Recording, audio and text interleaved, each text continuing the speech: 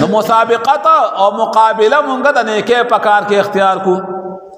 حضرت عبداللہ بن مسعود رضی اللہ تعالی عنہ فرمائے چې مسابقت کوي جہاد تا پتللو کې او پړومبي صف کې پودرې لالو کې. حضرت علی رضی اللہ تعالی عنہ وی جماعت تر ټولو نه وړاندې راځي او د ټولو نه په آخر کې وځي. دا مسابقت او مقابله د نور انسانانو سره چې زیات وخت تاسو په جماعت کې ولګوي. او حضرت عبداللہ بن مسعود رضی اللہ تعالی عنہ فرمائے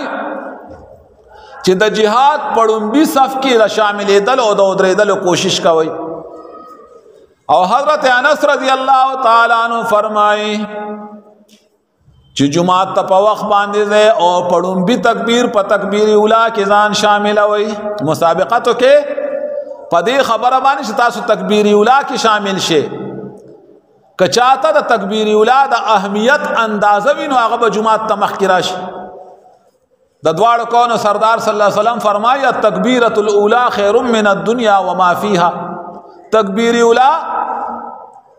دا په دنیا کې جسدی د دې دنیا او په دې دنیا کې جسدی دا غټول نه بهتر دی. نو اوس دا تکبیر اولا خو ما ته هله ملاویږي چې جمعات ته په وخت باندې راشم. دا هنر چې اذان وشي او ته به چې زورګه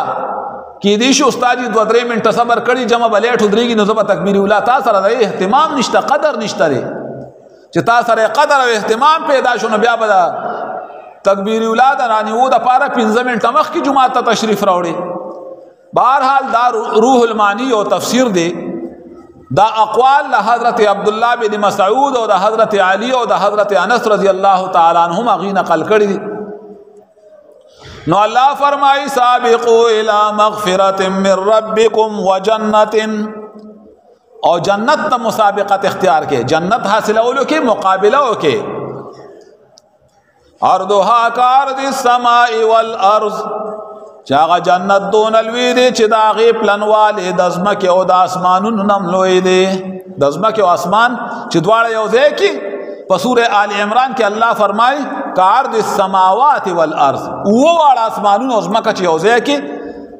دا دین دا غی پلنوالی زیادتی نو چی دا یوسیس پلنوالی زیادتی لازمی خبر چی وگودوالی بے دا غی نم زیادتی وگودوالی دو چندی بیا نو اللہ فرمائی عرضها کارد السماء والارض اعدت للذین آمنوا باللہ ورسولہ دا تیار کرے شوی دا آغا چادا پارا چی اغی پا اللہ و پا رسول بانی ایمان روڑی خدا اللہ و پا رسول بانی یواز ایمان روڑل ندی پاغیب اغا پا زندگی کی راوستل لی و اعمال اختیار اولی نو شکل ورسر اعمالو شی نو دا بیا تیاریش نو اعمال با اختیارو خو لیکن دا یادو ساتے چی پا دی اعمالو بدون نازیگو نا چی ارمونگا عملو کو واسمونگ دا جنت ٹیکداران شو سرٹیفیکیٹ راتا ملوش دا جنت سرٹیفیکیٹ نا دی ملو صحیح بخاری و صحیح مسلم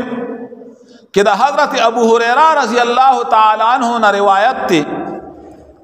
جناب رسول اللہ صلی اللہ علیہ وسلم فرمائی چی دا چا عمل